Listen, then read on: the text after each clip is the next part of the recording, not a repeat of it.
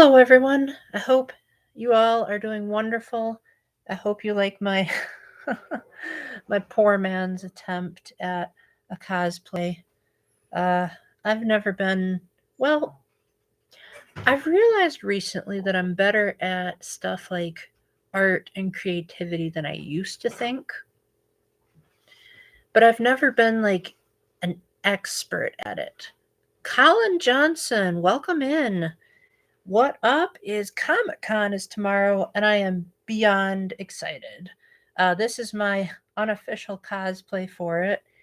I'm going to be meeting Johnny Young Bosch, possibly Carl Urban. I still got to think of what I'm going to say to him because it's been eons since I've seen Lord of the Rings. Going to be re-meeting Zach Aguilar, and then there's Michelle Ruff, Stephanie Shea, however you pronounce it, and the one I'm most excited for is Abby Trott. And the reason I'm the most excited for her is she sang the English version of Life Late in Super Smash Bros. Ultimate. And on the website, it advertises that you can get a free selfie with her. What am I most excited for? If you meant who I'm the most excited for, then Abby Trott. As for what I'm the most excited for, a combination of her and getting some good cosplays. Welcome in. Hey, girl. Yes, you actually made it live. That's great. So, how are you guys doing tonight? Any big news?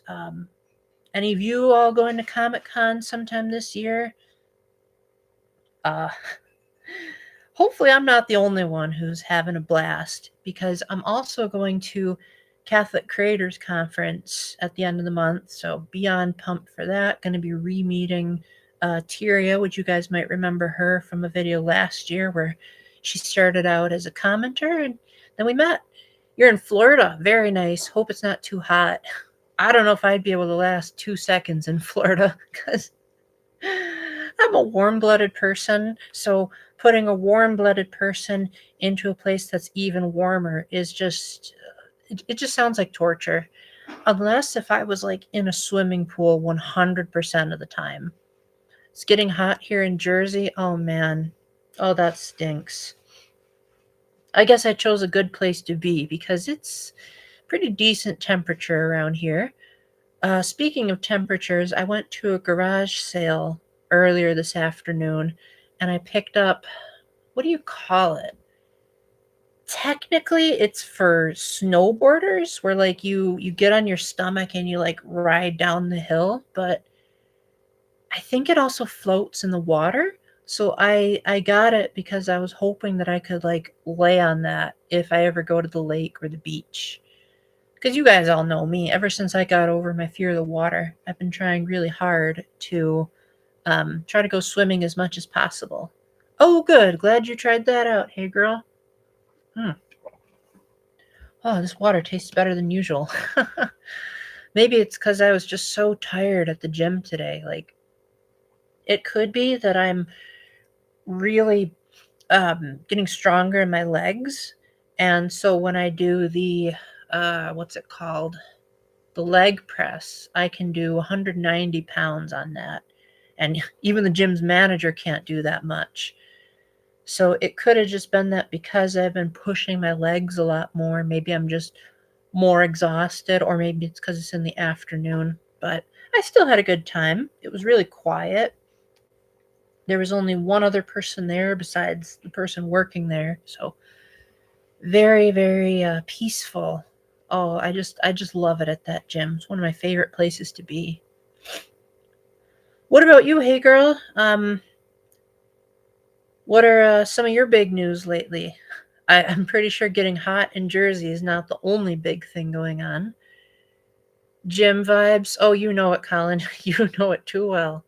Yeah, no, that place is wonderful. I just signed up for a 3-year membership plan. So hopefully something major doesn't happen in 3 years that'll prevent me from going there. Yeah, I might be having seasonal allergies. Thankfully, it's not as bad as it usually is. Cause like when my allergies are at their worst, sometimes like I'll look like Lord Voldemort because I'll be crying so much that my my eyes will turn red just from allergies. More Paul time. Yeah, well, now that I have a 3-year membership, I'm definitely going to be trying harder to go slightly more often. I can't promise too much just because, I have stuff with friends going on usually throughout the month. And then I usually like to go during staffed hours, but if I go in the afternoon, if it's quiet, then I'll go whether it's staffed or not. You don't go to the gym? No cleaning, eating dinner, fish tacos with no shells, and a mushroom barley soup. That doesn't sound very appetizing. I hope you're okay. Used to go to Crunch? Okay. Elliptical climbing. You know, I think I've heard of elliptical climbing. That's like basically a treadmill, but like more advanced. I know that at the gym that I go to, the treadmills have the option to like be slanted upward. How my hand is reversed in the webcam. So it's usually, I guess, like for people that want to feel like they're climbing an incline, that's what that's for. We also have a staircase simulator. And then we have a lot of cool stuff at that gym. I wouldn't say it's like the biggest gym ever. I mean, I live in a small country town, but it's big enough for what I'm trying to accomplish. And then let's see, has anything shown up in the gaming world lately that I'm excited about? Same old dinner almost every day. Sounds like me. I'm a pretty samey guy myself. My lunchtime has some variety in it. Like I might eat a blueberry yogurt one day and then a strawberry one the next day. But like usually I have yogurt and crackers and fruit every single day. My favorite food is pizza. You might have seen my Vote for Pizza shirt or my Triforce of Pizza shirt. Uh, I love Little Caesars. That's my favorite restaurant. My favorite fast food restaurant is Burger King. But if I had to pick between Burger King and pizza, I would pick pizza any day. Although, I will admit, one thing that I really like about Burger King is their watermelon lemonade. Oh, it's so, so good. I like Wendy's as well, except that the Wendy's near my house got destroyed. And so now they're rebuilding it to be, I think they said Dunkin' Donuts and something else. But yeah, there used to be a Wendy's and a McDonald's like right across the street from each other. And now it's just McDonald's and Arby's that are across from each other. Maybe they figured it was too much competition. But either way, I was speculating with the worker at the gym today about what it could be. And he's hoping that it'll be like a Kentucky Fried Chicken, which honestly doesn't sound half bad. I kind of like Kentucky Fried Chicken. As long as it's boneless. I really like chicken. As long as it's boneless and it like, I don't know how to describe my taste buds, but there's like some chicken that's really bland and some that like has a certain spice to it that I really like. Chipotle? Is that like a type of ice cream? Because off the top of my head, I'm blanking out on what that is. KFC is great. Mashed potatoes. I wouldn't say I go there for the mashed potatoes. I would definitely go there for the chicken, but I would imagine their mashed potatoes are probably better than most of the potatoes that I have. Chipotle is Mexican. Okay, I probably haven't been there then. I was definitely thinking ice cream. Oh, add your own ingredients. That's cool. Sounds like what I do whenever I go to salsarias. I get I forget what it's called, but like it has a whole bunch of stuff in it and bits of steak. But whenever I go there, I say, just give me the steak and nothing else. So I've been told when I go to places like Subway that I have the most boring sandwiches in the world because I usually only have meat and cheese and honey mustard whenever I go to Subway. And people say, oh my gosh, Paul, can't you have more variety? And I'm like, well, I don't like anything else that they put on. I don't like lettuce. I don't like tomatoes. I don't like onions. Um, I don't like mayonnaise. I've been told that I'm relatively not that picky, but at the same time, like, I have clear preferences of things that I just would prefer to have more than other things.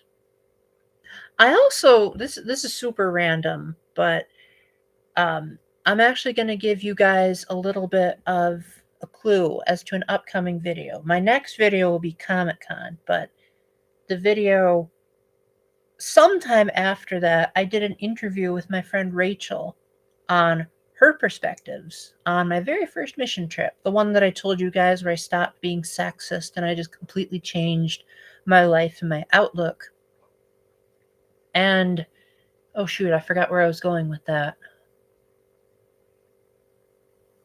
Yeah, I totally lost my train of thought there. But it'll be coming eventually. You might be remembering when I did an interview with Monica, who was also on that first mission trip. But she and Rachel are very, very different people. Rachel's actually never been on my channel before. Monica, you saw her in my Best Games 2021 video prior to the interview. Rachel, this is her first time on the channel, and oh, she's a hoot. Pretty sure she's an ENFP, and you know how those guys can be. What was I gonna say? I had something about Mission Trip that I was gonna tie into everything. Yeah, I totally lost it. Yeah, I don't think I ever talked about Rachel on that particular mission trip. I think I might have mentioned that she was in my work group. So, like, we went to the daycare center together, and we also played with the kids together. And we also painted a gym wall and primed it. Painted and primed the gym wall. But she was more, I guess, like when we weren't working on the work project, she was more in the background on that trip. It was Monica and Reba that I talk about all the time. But yeah, I hope you guys will really appreciate that second perspective. Why can't I remember what I was going to say? Huh. Oh well. It'll come to me eventually. I'm the type of guy that, like, if my train of thought gets interrupted even in the slightest, I completely lose track of what I was saying. Like, if I sneeze mid-sentence, I might forget what I was going to say next. Or, like, if I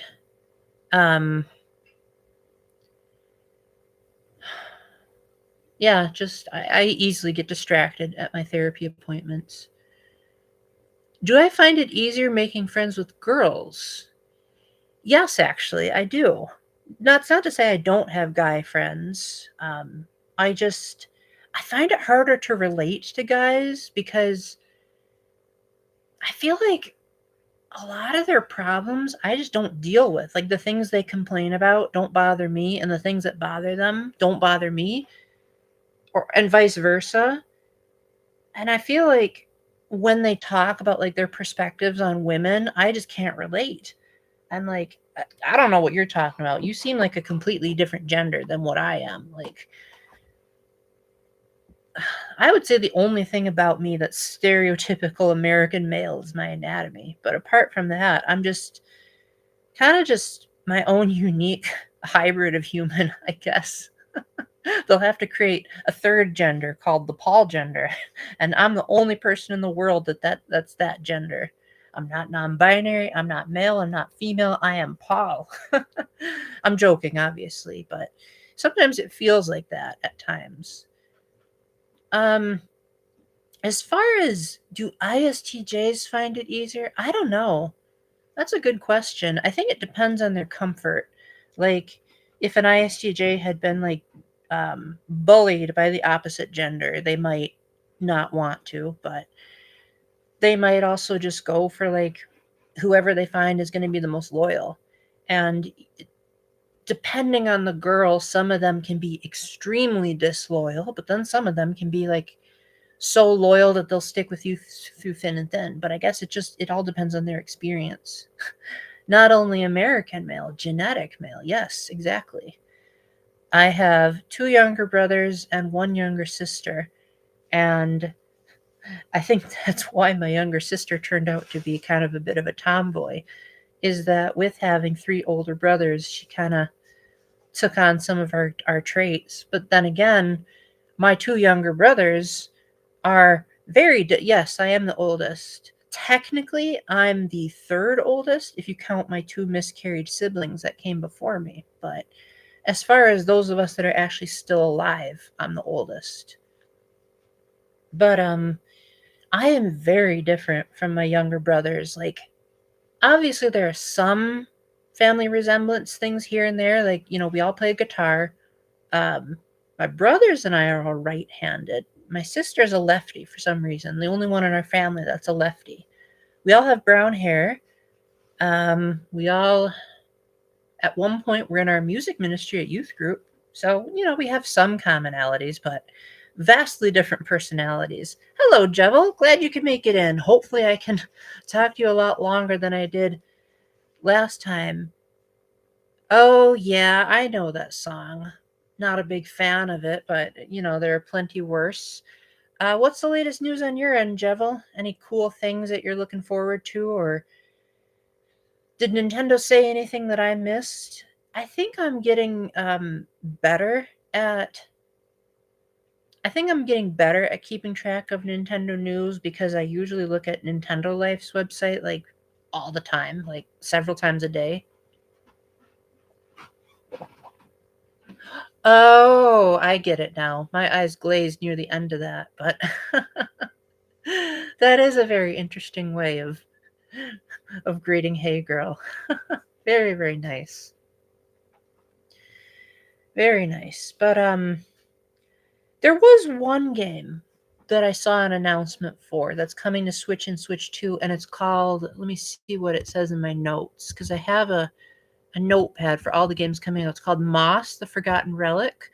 Apparently, it was a VR game, and then they're like converting it to just regular TV and handheld. And all they needed to do to sell me on it was they said combat is optional and it has a fully orchestrated soundtrack. If you guys don't know this by now, you officially are too new on this channel, but my favorite music is orchestral music. And if there's one thing that you'll constantly, constantly, constantly hear me complain about in my reviews is if the music is too synthetic or MIDI.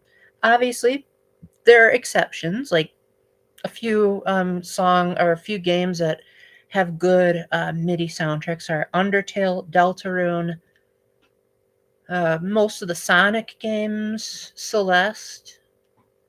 Not much else that I can think of. But generally speaking, you put real instruments in a game, unless if it's Yoshi's Crafted World, in which case, shut up. But any other game besides Yoshi's Crafted World, I'm just going to be in seventh heaven if it has an orchestral soundtrack.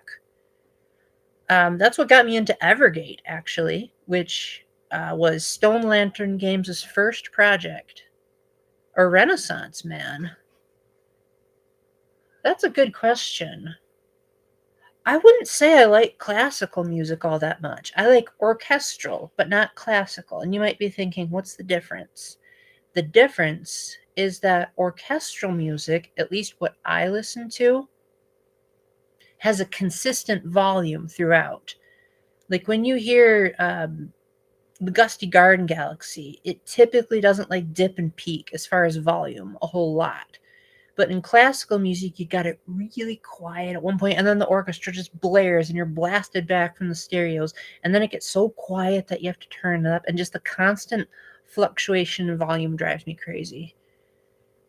Evergate, it is actually kind of a lot like Ori, and I had someone in my comment section claiming that I unfairly compared it to Ori because I completely forgot that you could equip charms on your character that would offset the game's difficulty.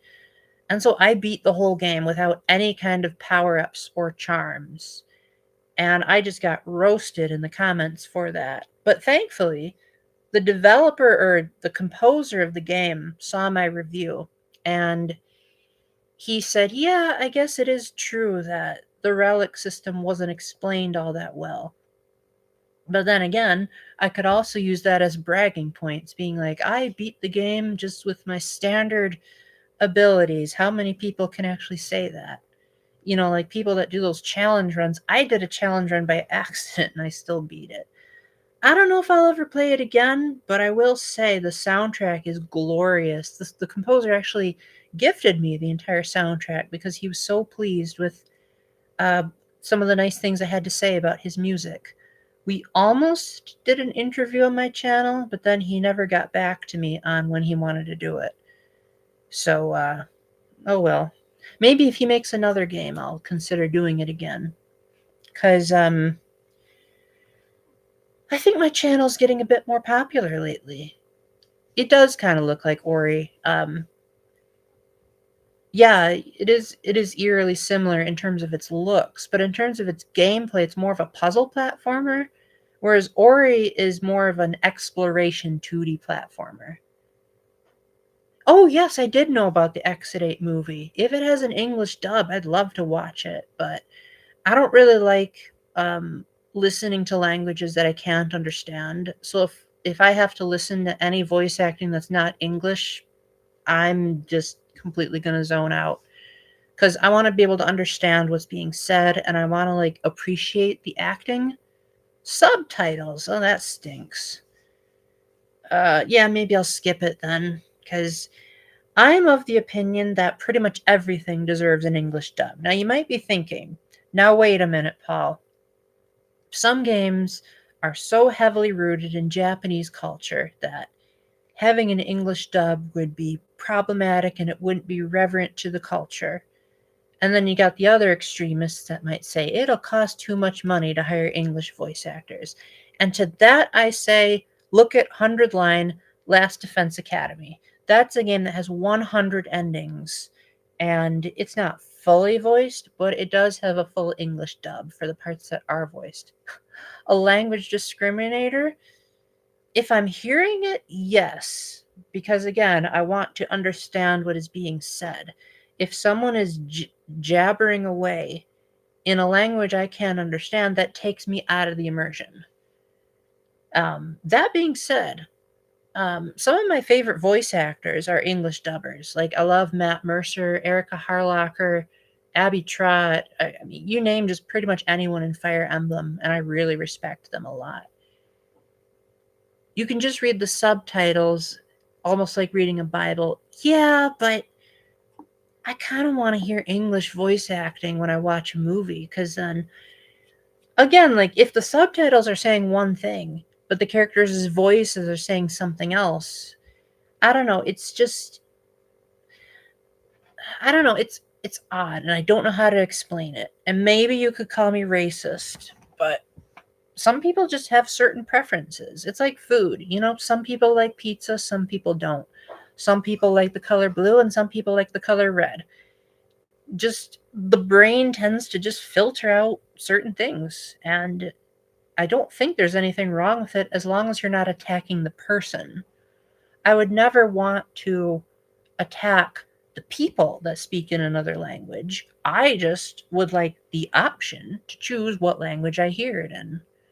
So that's why I don't remember if I mentioned that in my Shootin' Order review, but that game doesn't have an English dub. And as a result, I ended up muting the voice acting because I just could not take it seriously. A famous YouTube channel, they got Matt Mercer doing their own version of Jeopardy. I know Matt Mercer actually does have his own YouTube channel. It's called Critical Role.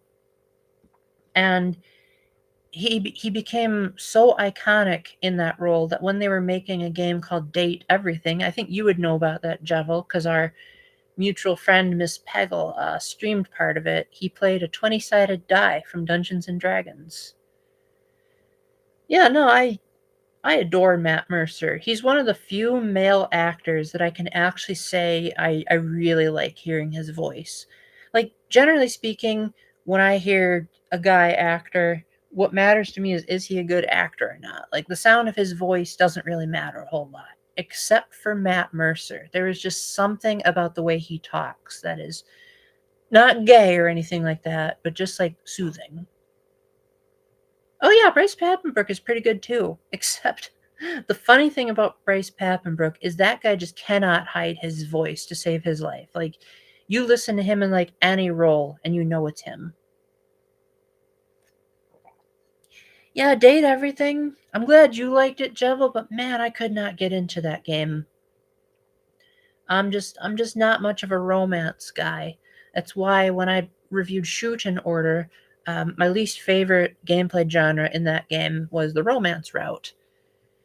And for those of you saying, "Oh, you just don't like romance in video games, so of course you didn't like it." Well, let me give you the context. And again, I'm doing early game stuff. Oh, you're talking about Date Everything. Okay. Yeah, no, Date Everything is I think it's cool in concept, just not for me. But anyway, the premise of the dating route in Shoot in Order is that you're trying to interrogate the Minister of, I think it's Information, to see if she murdered your character. But then she falls in love with your character, and your character's name is Ray, by the way. But she doesn't want it to be that easy. So she says, I've prepared, or so she poisons Ray, and then says, I'm going to give you the antidote only if you can find who my doppelganger is at a local school.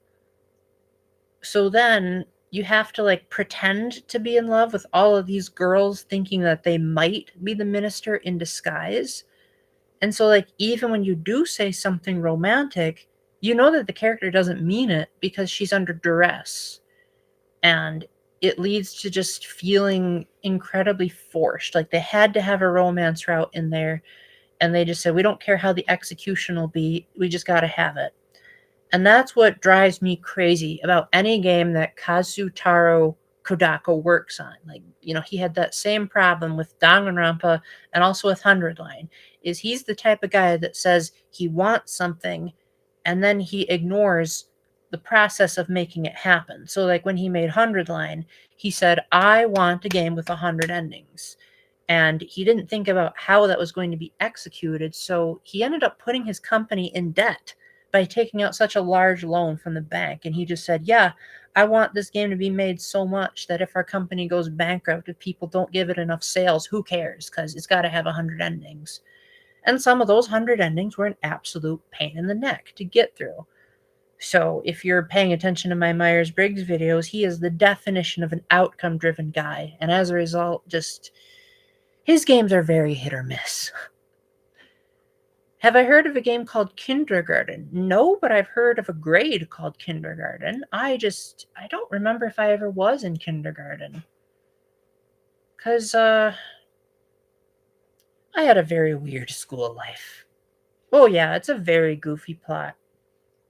I still ended up liking Shoot in Order's plot, like, overall, once I, like, saw how everything resolved itself. But, like, that particular part of the game was just an absolute slog. And I regret that I chose that as my second route. I wish I would have made it first. Because the first route that I chose was the stealth route. And I actually quite liked it, quite a lot. I'm normally not a big fan of stealth games, but what made this good is that you only ever have one enemy on the screen. And you can logically deduce the enemy's movements by looking at the map. So you hardly ever feel like you're cornered. And when you do, it usually feels like it's your own fault. And then the enemy gets smarter as you go along. So like at first you might be able to hide in a closet, no problem. But then eventually if you hide in a closet too much, the enemy will like pick up on that movement and then will start chopping down the doors to the closet. So you do have to be really strategic. And people might say it's too easy. I don't care. I'm not much of a stealth guy, so I appreciate it being easy. Kindergarten is a game that has many endings where you do tasks for the kids, and it does have blood. Huh. You might have to go in more detail there, because having a lot of endings, there could be like any game genre that has that. Except maybe Tetris. I can't see Tetris having multiple endings.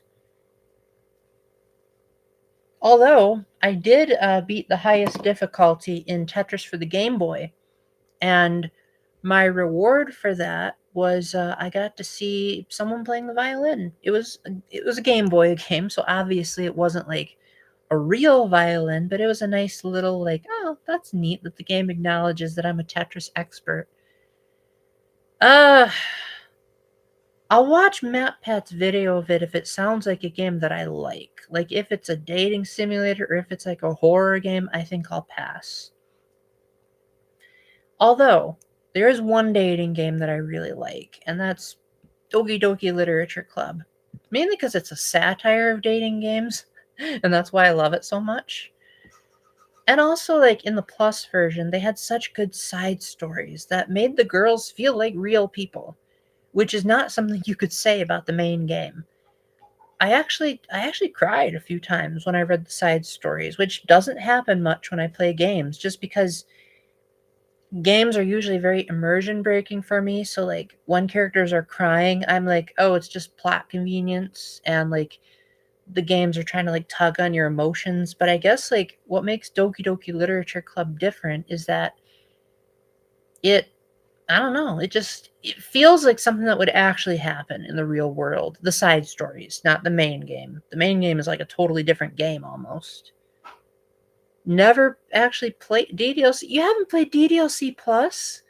Well, play the original game because that's free, and then see if you like it. And then if you do enough, then um, the Plus version has it has like plenty of new music tracks, new artwork, all the side stories. There's like these new emails and files that like MatPat made like entire videos saying like, oh well, if you play this file backwards and rotate it 90 degrees and all that nonsense, you get like this subliminal message. And it's kind of insane how much is actually packed in that expansion. You can cry easily with good actors and good plot. I would say that that's generally the case with certain movies, but with games, it's really, really hard because technology just hasn't gotten to the point where game logic is able to be resonant. I guess the closest I would think of would be like visual novels, but even then, like when I'm watching an anime, for example, it's hard for me to care about what happens to the characters when like just the inherent style of anime is very poorly animated. So like if a character is like dying and all that's moving is their mouth and you don't see like their chest rapidly rising and like they're talking for too long, and it's like if someone was bleeding that much they'd be dead in seconds, so why are they like drawing out the dying? Like that kind of um ludonarrative dissonance just takes me out of it. And I know that that's what the reviewer of PI Mouse for Hire said, but we're talking more about emotions than we are gameplay. Whereas I think he was using ludonarrative dissonance as a way of saying that he didn't like the game. And for me personally, like I do like a good story in games. But if the gameplay's fun, I'm willing to acknowledge it.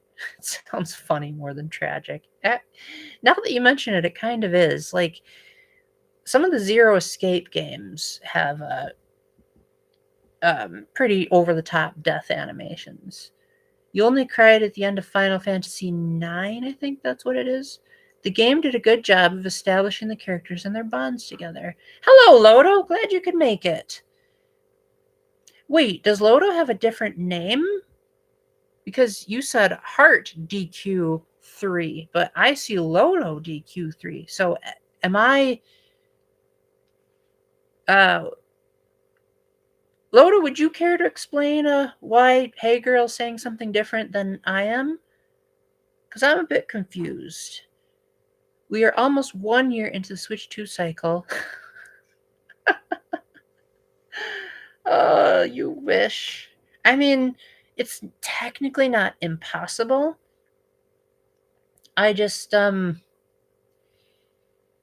it's highly unlikely because Sakurai just finished Kirby Air Riders, and you know how he is. He takes his sweet time releasing games, unless if someone besides Sakurai is making it. But I don't know. I don't know. There might be some kind of internal strife about that. So we'll see. Never had a heart. Everyone has a heart. If you don't have a heart, you don't live. But glad you can make it, Lodo. You have any good news or things you're looking forward to? since you came in late, either that or you did a good job of lurking. This is my poor man's cosplay for Comic Con. I figure at the very least it'll get people talking, and I will, you know, if someone's a Mario fan, I'm a Mario fan. It can start a conversation. Oh yes, I am very aware that Sakurai is a workaholic, but I'm also aware that he has gotten better over the years. Like during the Smash for 3DS and Wii U days, he was like going in and out of the hospital, and then like during Super Smash Bros. Melee, he only took 1 day off during that entire development cycle, which was like 14 months, which is insanely short. I'm only going to be at Comic Con on Friday, but for me personally, I feel like that's more than enough because I'll be there from 12 to 7, possibly 11 to 7, if you count that I want to try to get in line at a decent time. And there are 6 celebrities that I want to meet. And I also like to go cosplay hunting, where I love seeing what people dress up in, and then I try to get pictures with everyone. This will be my 4th Comic Con overall, and in all the 3 years at this point that I've been to Comic Con, only one person ever said no when I asked for a picture. So I'm very glad that most people there are very open-minded and very, I would say, a decent number of people are easy to talk to, except the anime nerds. The anime nerds, you get their favorite anime wrong and they treat you like a criminal. Yeah, I did hear about that. Uh, Thankfully, Sakurai is doing a lot better since then. Who was it? I don't actually know the reference. It looked like she had a mushroom on her hat, but I don't I don't think it was Mario related. If it was, it didn't look like a Mario mushroom. But yeah, this will be my 4th Comic Con, and I'll be meeting Johnny Young Bosch, possibly Carl Urban, Zach Aguilar. I'll be meeting a second time, and then there will be Michelle Ruff, Stephanie Shea, Abby Trott. Abby Trott, for those of you that don't know, sang the English version of Lifelight in Super Smash Bros. Ultimate. She also played Annette in Fire Emblem Three Houses and Takumi in Persona 5. And then she played someone else in Persona 5 Tactica, which is wild. And she's advertising free selfies. So unless if that's a serious misprint on Comic Con's website, you can bet you'll see a picture of me and Abby Trott together. You haven't been to Comic Con since college. Yeah, I guess the tickets have gotten more expensive because it was like $35 last time and now it's 40, which for what you're getting at Comic Con, that is an absolute steal. And if that's a contributing factor in why Abby was able to get away with free selfies, then I'll take it. Oh, that's cool that you met Johnny Young Bosch. I know him from, off the top of my head, only Danganronpa. He's probably in other things. He probably played like a super minor role that I wasn't thinking about. But I thought he did a good job as Hajime and Rantaro. If I do meet him, which is probably more like a when, but you never know, I think the question I'm going to ask him is what was the biggest challenge of getting back into character for Hajime in Danganronpa 2x2? And yes, Jevel, the rule still applies. Don't say anything from the first murder onward about Goodbye Despair, just in case people haven't played it. Like, you can talk about like the setup. How do I word this? From when the first person gets murdered onward, like don't talk about that. But everything else is fair game. Johnny Young Bosch replaced Brawley because Vic Mignone. I don't know what you guys are talking about, but I do think he's a pretty good actor. I wouldn't say anyone is too old for Comic Con. Hey, girl. I think it just depends on what you like. Because if you like seeing the beautiful cosplays, and if you like seeing the art on display, and you like being able to, because you can meet the celebrities for free, so that's like a steal. Then there's like panels that they have, and you can go to those for free. Some of them will even like give you permission to photograph them or tape them during the event, which I taped all of Jennifer Morrison's panel and no one ever told me off. But if you're not much of a comic book or anime nerd, or even a little bit of a video game nerd, then you're probably not going to have much fun. $60 for a ticket? My gosh, that's insane. How long am I going to suspend talk? That's a fair question.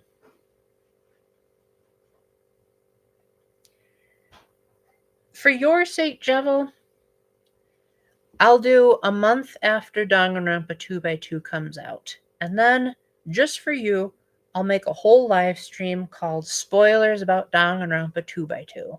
And then if people get mad, then they don't know how to read. I did that for Zero Escape, but you didn't show up on that stream, so I might have to make another one. But at one point, I did make a whole stream called or no, it was for the Galaxy movie. Yeah, I did a whole spoilers for the Super Mario Galaxy movie. But you didn't show up to that. So if you want me to do another one, let me know. Denver in general got expensive over time. Denver, that's in Colorado, right? I heard that place got really, really cold. But maybe I'm just thinking like my friends from Texas think it's cold because to them anything over anything under 90 degrees is cold for them. Because my Texas friends went on a mission trip in Colorado and they said that it was 80 degrees and they were so cold that they were wearing sweatshirts. And I was like, oh my gosh, you guys are so spoiled over in Texas because 80 degrees, I would be like in a t-shirt and I'd be like sweating to death. You got snow last Wednesday, but the next day it was 70 and it all melted. Wow. Yeah, that's insane. That's crazy. Yeah, where I live, we get a fair amount of snow, but I haven't actually had to shovel all that much this year. I think in the entire time we had snow in like 2025, I might have shoveled a grand total of like 6 times. If we're talking 2026, I might have shoveled maybe like twice. Danganronpa 2x2, when it comes out, there's going to be a lot of people who, yeah. Oh, I'm very aware of that. Which is why I will probably not come to Peggle's streams for a while after that game comes out until I beat it. But I actually don't know anything about the alternate story. I think I saw a sneak peek of like Hajime talking to someone that I don't remember that conversation being in the original game, but I'm not going to say what it was. You didn't have a lot of snow this year. Another dry summer. Yeah, I'm not looking forward to that either. That's a real shame. Because I think I said this before you showed up, Lodo, but I am very, very, very warm-blooded. So when it is hot outside, I'm an absolute mess. Ooh. Well, that's nice of you, Jevil. I really appreciate that. I say just play it for yourself, and then after a month has passed, after it comes out, we'll go ahead and spoil the heck out of it. But you gotta be there. Well, I guess if you're not there, I can just make a part 2 if I have to. But yeah, if you want me to do that for Zero Escape, let me know. Because I do have a friend who's still playing Zero Escape, but she's only on 999. So I know she sometimes watches these streams, but like she's always a lurker and not an active participant. So I'm always scared of like accidentally spoiling stuff for her. So I definitely want a warning. Cold-blooded, you love the snow. Ooh, that's neat. Yeah, I love the snow too. When I said warm-blooded, I mean that's how I handle the cold. Because when I'm in the cold, I don't get bothered by it as much as people who are cold-blooded because they have an easier time in the heat. And I am just a wreck when when it's in the heat. Like, I've gone on record on several occasions saying that the only thing that I like about the summertime is going swimming. And even then, I'd prefer to go to an indoor pool because then you don't have the risk of sunburn. Because, in case you haven't noticed, I am very, very Caucasian and we burn very easily. Thankfully, I don't tan very easily, but then again, I also don't go out of my way to try to tan. Hey, Susie, glad you could pop in. You have a happy Thursday as well. Unless if I'm mistaking what you mean by popping in, but either way, so glad to see you. Danganronpa 2x2, do you have to get the original story? That's a good question. I don't know. All I know is when I play it, I'm going to play the original story first and then go to the alternate one and then see what happens. It's not so much as the temperature, it's the lack of sun. Yeah, I would say that I generally don't get a whole lot of sunlight, and when I do, I usually wear a hood or some kind of umbrella. You get a nice tan in the summer. So, there are two reasons why I try not to get tans when I'm in the summertime. Part Choctaw? What's Choctaw? Is that like an Indian tribe? I've never heard that word before. You did way more than just popping in, Susie, so I'm glad. That really means a lot to me. There are two reasons. Oh, Native American. Very, very nice. Very nice. But yeah, my two reasons for if you're going to stick around, Susie, what's been going on lately? I'd love to hear any good news, anything you're looking forward to. One, I think I just don't look good in the tan. I think I look terrible.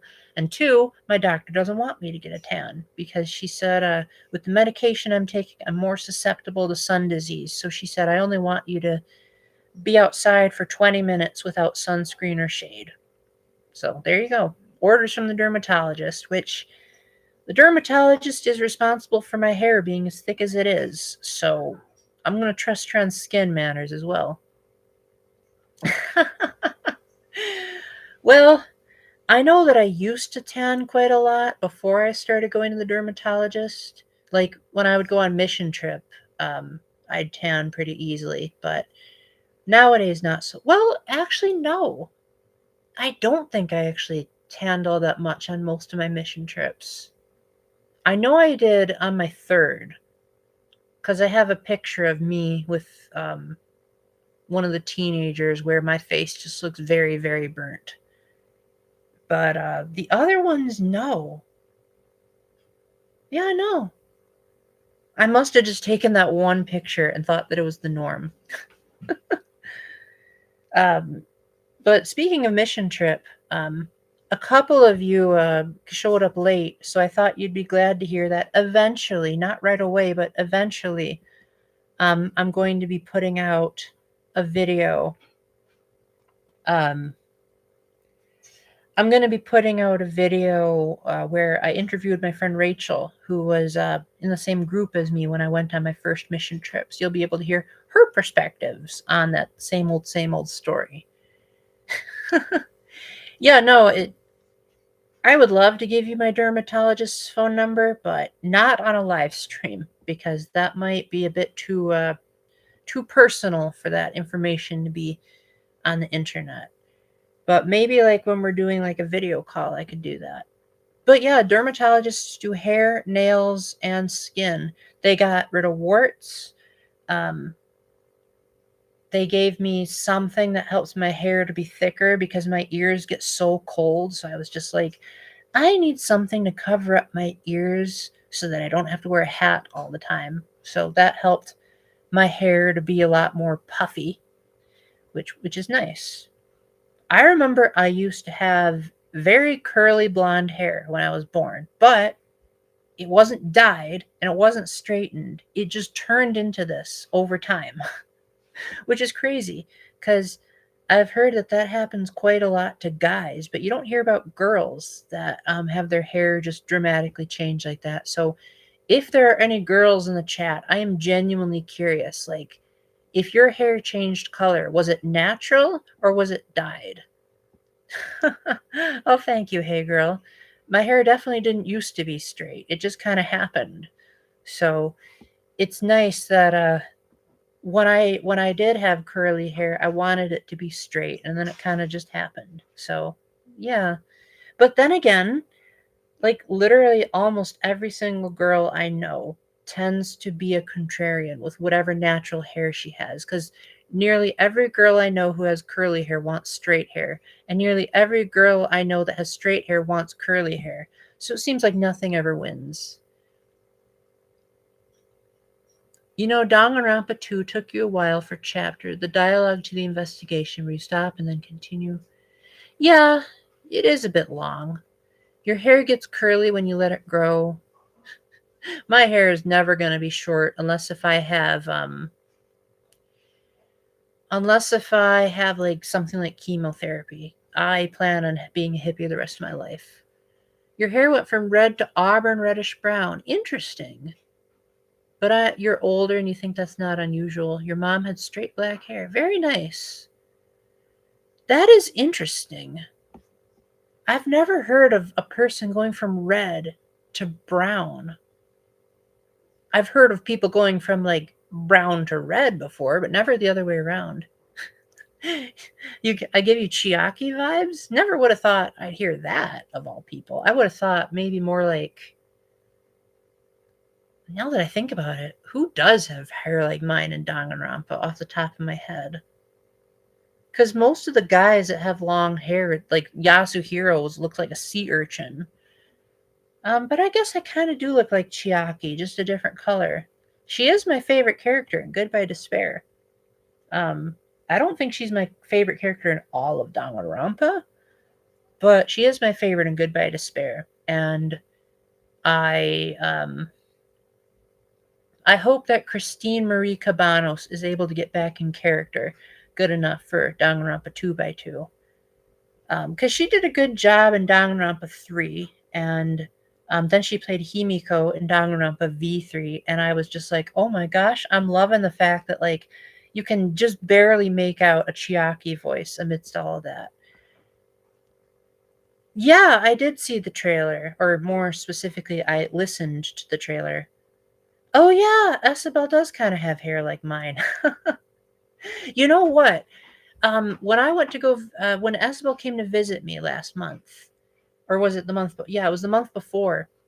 She and her sister and I went swimming, and there was a lady that came up to us and wondered if we were related. So I said, those two are, but I'm not. And I thought it was so funny because I've never gotten anyone thinking that we were relatives. I've gotten people thinking that we were dating, but not relatives. So I was just so honored by that because I love it when people think I'm related to other people. Like, if I had my way, I'd probably want to be related to everyone, which technically I am if we go by, like, all of us came from Eve at some point, but I would, as someone who has 6 miscarried siblings, whenever someone new enters my family, like a new sister-in-law, if my sister ever gets married, a new brother-in-law, I just get filled with so much joy. Because I love just being able to say, like, I have so many relatives and so many people I'm related to.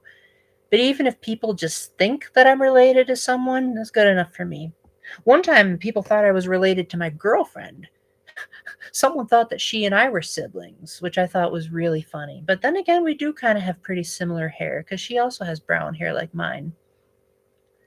I guess I do kind of look like Esabelle ever since she cut her hair. Like, I was originally going to do a different profile picture for the most recent vlog, but YouTube kept making it upside down. So the one that you see of her in the red dress was not originally intended to be the thumbnail, but it was the best I had. Because we didn't really take a whole lot of pictures on that trip. Because we had such limited time to hang out. Because she was in a wedding party, and that's why she came to visit me. So she was like dividing her time between 2 places. So technically, we really only had like 2.5 days together, but we made it count. And she said she had a blast.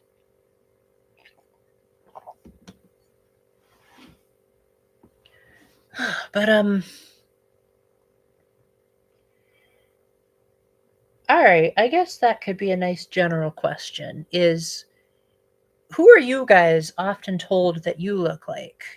Like, I'm genuinely curious. Like, are you ever like told like, "Oh, you look like this character in a movie"? I'm told that I'm told that I look a lot like Jesus at times. Couple of people, I think a couple of people have said I look like Link from Tears of the Kingdom. My sister thought I looked like Rumpelstiltskin when Once Upon a Time season 3 came out. I even cosplayed as Rumpelstiltskin one year, and honestly, the cosplay, when you put them side by side like my brother did, it didn't look all that much like we were alike, but we did have the hair. It's common curiosity that relationships have identical features, kind of like horoscope constellations. I don't really know anything about horoscopes, so not really sure what you mean by that. But I will say that um, I tend to be drawn to girls that look like me. I know that's a weird thing to say, but like, um, well, I guess now that I think about it, no, that's true. Most of the girls that I've either dated, liked, or am friends with had something about them that I I would say like, yeah, we kind of do resemble each other a bit. Do the Toon Link noises? Oh, I can't do Toon Link. That's just way too high pitched. I can do Peach, but not Toon Link. You look like Antonio Banderas from the Zorro movie. I've never seen that, so I'll take your word for it. I can always look it up, though.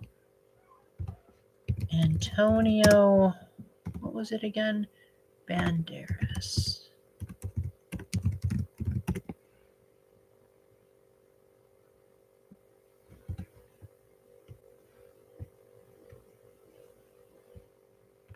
Interesting. Okay, that's a cool hairstyle. Chemistry? Oh, you mean like having good chemistry? Yeah. Yeah, no, I think that's why a lot of people think Esabelle and I were dating for so long, is because we had good chemistry on the camera, and people generally just have this assumption that like if you have good chemistry with the opposite sex, um then you automatically must be dating that person, which I find is hilarious because, you know, I've had good chemistry with other women on my channel and no one thought I was dating them. But then when I did have my girlfriend on my channel, we had good chemistry on the channel, and yet, well, I got a couple of comments saying we were a cute couple, but nowhere near as much as the Esabelle comments that I got, which is weird because the girl that I actually dated, I got far less commentary than the girl that I never dated. Hilarious. You look like Sheldon from Big Bang Theory show? Okay. I haven't seen a China doll in a while, but I have video chatted with you, so I guess it is true. I can't think of anyone off the top of my head. Well, actually, I do know somebody at the gym that looks like you. She even sounds like you, like down to like the tone of voice, the accent, the hair color. Like, honestly, I feel like if I were to like be in the room with both of you, I would probably have trouble telling you two apart because you are just so much alike. It is kind of insane.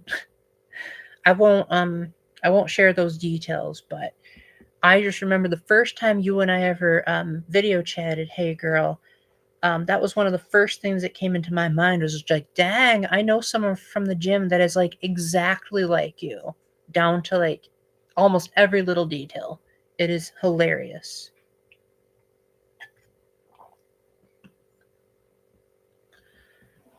Um, who do people?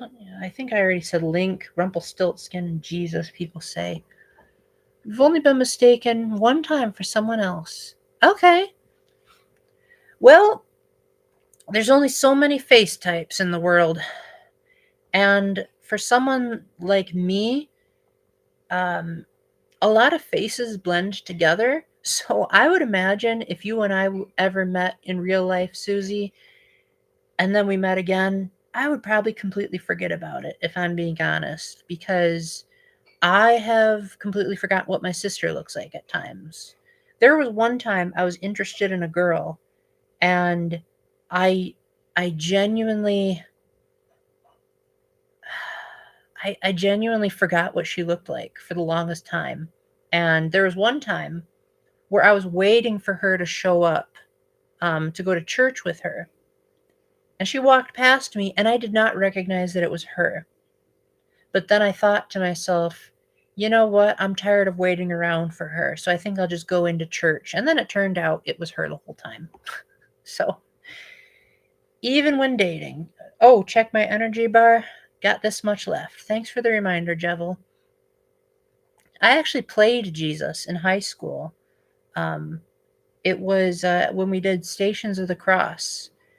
And giving the behind the scenes is always so much fun because, like, the cross that they made me carry was so heavy, and I was so weak back then. I mean, I'm still not the strongest guy ever, but I'm stronger than I used to be. Back then, that cross was so heavy that, like, all of the scenes where I was, like, supposed to be carrying the cross was uh all the huffing and puffing that you heard was very much not acting. That was my genuine reaction. And whenever Jesus fell, part of that was also a genuine reaction as well, because, like, I was so relieved to drop that cross. And then it was also really hard to do Jesus laying in the tomb because the crown of thorns made it super hard to lay down because they didn't give me any kind of pillow. So trying to keep my neck upright and, like, hoping that the audience couldn't see me was very, very hard. And then, like, the death scene was, like, it was easy to perform, but trying to keep up the illusion that I was dead was really hard because I had to stand up to keep the cross upright, and I had to make sure that I wasn't, like, swaying too much. But one thing that really helped the audience get immersed was we played, what is the song called? I think it's called, like, A Window to the Past, and was from Harry Potter and the Prisoner of Azkaban.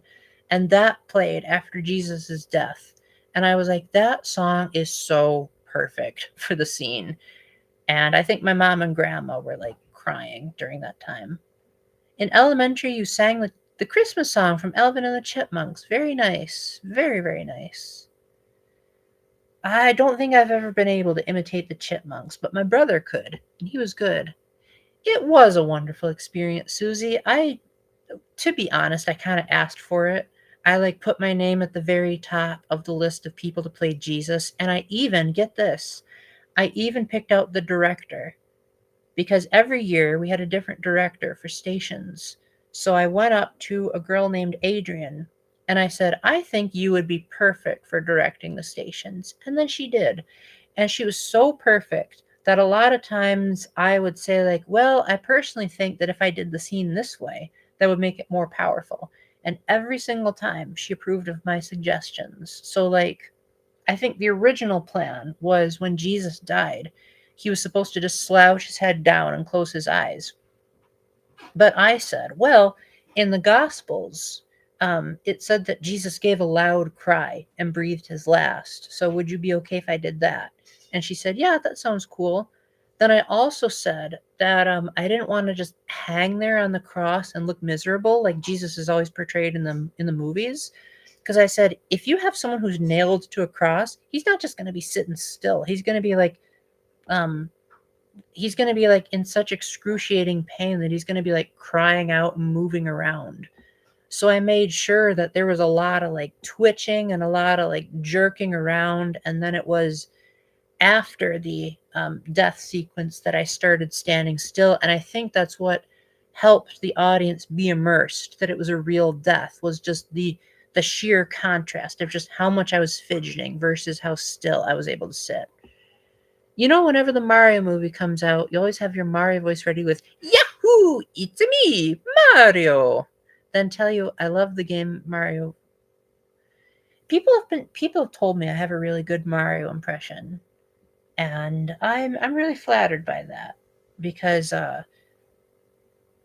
when you hear your own voice back at you, you're like, okay, I can tell that that's me because of the certain cadence of it. But the average person, I don't think is that picky. Like, I'm pretty sure a couple of times, there was one time my friend Danielle asked me to imitate Rupert Grint from the Harry Potter movies. He played Ron, by the way. And she genuinely asked me uh, if I just took a recording from the movies, which I was imitating something from the books, so it couldn't have been. Do someone else? Um, let's see. Who else can I do? I want to make it a quiet line because this house's walls are very thin, so I don't want to annoy anyone. Let's see. Who could I do? Um,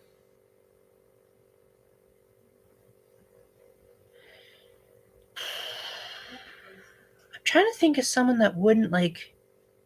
Oh, I could probably do Luna. I think she's quiet enough. Let's see. You're not going mad. I can see them too. You're just as sane as I am. That's probably my best Luna impression from the movies. Now, I haven't gotten to Order of the Phoenix yet in the audiobooks, so I don't actually know what she sounds like. So I'll definitely try to forget Ivana Lynch's performance and try to just go by the new actress. The Yoshi voice in Mario, yes, it did. It. I was honestly surprised to hear that it was Donald Glover. That was wild because like I heard him in Across the Spider Verse and he sounds nothing like Yoshi.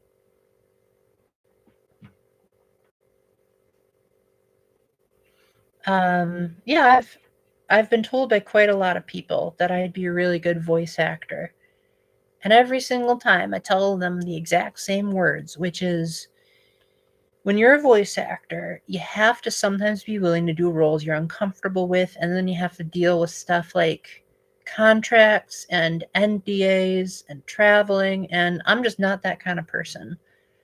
I'm a very homebody type of guy. I don't really like to travel all that much.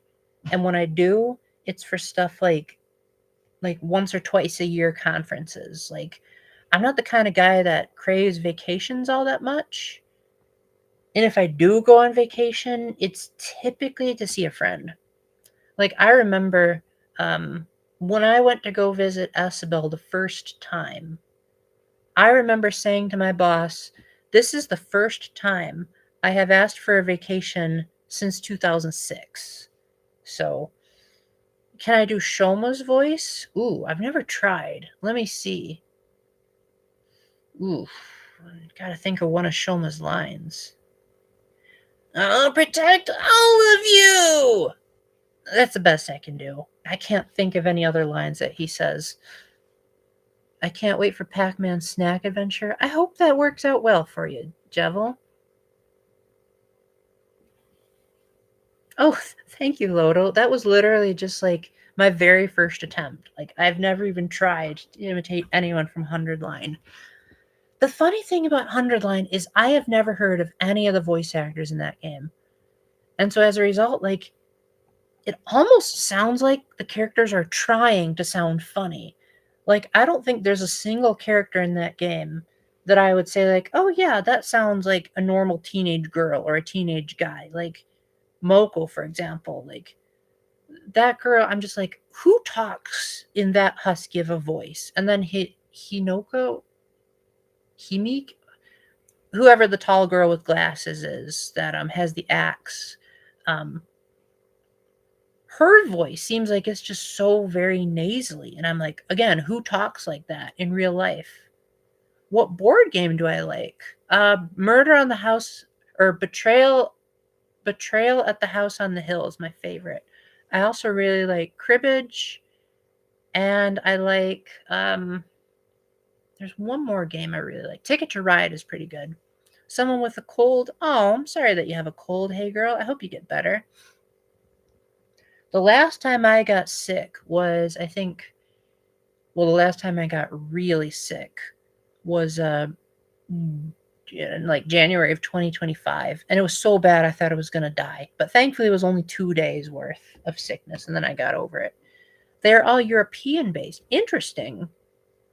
Oh no, okay. No, that's true. No, that's true. Subasa does sound believable, and I guess Takumi kind of sounds believable too. But I think it was done on purpose, given what I know about the game's story, which I will not spoil. But you know what, Lodo? It is so refreshing hearing you talk about 100 Line because I cannot think of a single other person. Well, actually, no. There is a Twitch streamer that likes that game. His name is Beeg Mochi, if you want to follow him. And it's Beeg as in Beeg, and then Mochi as in like the coffee. But like, yes, I'm not the biggest fan of 100 Line out there, but I like it enough or I want to find someone else who wants to talk about it. So it is so refreshing when you mention that kind of stuff, Lodo. Betrayal of the House on the Hill. Yeah. Yeah, no, I like all the strategy to it. I love how whenever I've won at that game, it's because the other guys that faced me were very competitive.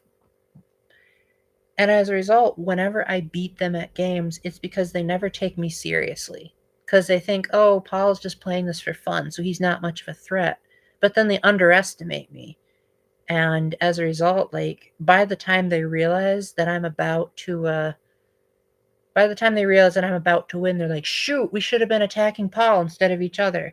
And I've done that twice to them now. I did that in Betrayal when I was the traitor, and I beat both of them. And then I also did that in a game that my friend made up.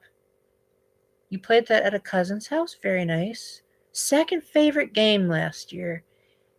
You know, if I'm being honest, Lodo, I probably would have said that if it weren't for the Cult of Takumi route. That route almost made me give up because it was so inappropriate, especially now that I know the context of like the game's story. And then there were other routes like the one where it's just like nonstop battling, where it felt like this is an epic waste of time. And I really want to know how the story concludes. And because like I played it before all of the patches came out, there were a lot of times where like you'd hear the morning announcement all the time. And there was, they had to like stab themselves in the chest to infuse themselves with cryptoglobin or whatever it's called. And that got annoying, which eventually they patched that out. But it was just so annoying to keep having the repeated cutscenes. And then, like, certain battles you couldn't skip, even though they were clearly repeats. And I just said, to heck with this. Like, it was a good game, but not top 10 worthy. Yeah, no, I agree. Like, everyone was just terrible in the Cult of Takumi route. And I felt like the reasoning was just so stupid. Onitama is also a cool game. Okay, I've never heard of that. But I'm also pretty uncultured when it comes to games. Hello, Noah. Oh, I am doing fantastic. I don't know how much you've been lurking, but this shirt is my poor man's cosplay for Comic-Con, which I'm going to tomorrow. I will be meeting Johnny Young Bosch, possibly Carl Urban, still undecided on that one. I'll be re-meeting Zach Aguilar because I saw him in 2023. Then I'll be meeting Michelle Ruff, Stephanie Sheh, however you pronounce it, Sheh, the person who played Mekon, Jebel's favorite, and then Abby Trott, which I'll be getting a free selfie with. Am I buying merch? Depends on the merch. Like in the past, I bought a Majora's Mask poster, and then I also bought a poster of Dark Samus, which I'm not much of a Metroid fan, but the guy made the costume himself. So I thought, hey, you know what? This is just too cool to pass up. But generally speaking, I don't buy a whole lot at Comic-Con because I figure you buy one thing and then you want to buy a bunch and then you end up with way less money than you intended. My friend fell into that trap, but I didn't. What about Jenga? Yeah, I play Jenga a little bit. I played human-sized Jenga on some of my mission trips, and that was a hoot. Sounds fun. Oh, good. Glad you could jump right in, Noah. What about you? You got any good news lately? Anything you're excited about? Yeah, no, the artwork was really good. But at the same time, the vendors at Comic-Con don't mind you taking pictures of their artwork. So a lot of times I figured like the pictures were good enough for me. Like a lot of my favorite pictures at Comic-Con, or the artwork I should say, are the stuff that I took a picture of rather than outright bought it. Because there was one picture, and I think it's in my video about Comic-Con, where you look at it from one angle and it's Zelda from Breath of the Wild, and then you look at it another and it's how she looked in Tears of the Kingdom. And somehow it managed to translate into a picture. Ooh, an encyclical tomorrow. What's the encyclical about? Jenga makes your. Oh, yeah. No, Jenga's a very, very scary game to play. At a bar, they had these giant Jenga blocks to use outside. Yeah, I did that on at least one or two of the mission trips that I went on. Um, I think it was my third that I know for sure I did that. It was a team building exercise that was meant to like help everyone in the work team get to know each other because they tried really hard to make sure that everyone was strangers on the mission trip. And there were only a handful of years where well, actually, no, that's not true. Actually, I was with people, that I knew quite a lot on those trips, so they epically failed. Ooh, that's nice. Hey, girl, so glad. I hope you're able to keep that pattern up. That makes me so happy. Jenga is like throw a bomb and you had to defuse it. Not too far off from a few games I've played, honestly. Specifically, how a Catholic should relate to AI and Numa. Okay, honestly, that sounds kind of interesting. Very nice. Hey, girl. Well, hey, um, if you're ever able to find a cheap DS and the game My Stop Smoking Coach, I think I only paid $2 for it. That might be a nice, cost-effective way of quitting. So, I will keep praying for you, and I hope you all will keep praying as well, because when the Bible talks about like when people pray like as a nation or as a collective, that tends to be very effective. Like all of what's it called? What was that city that Noah or Jonah almost destroyed? Nineveh. All of Nineveh prayed and fasted, and God decided he wasn't going to destroy the city. So, if Nineveh can do it, I think chat can do it.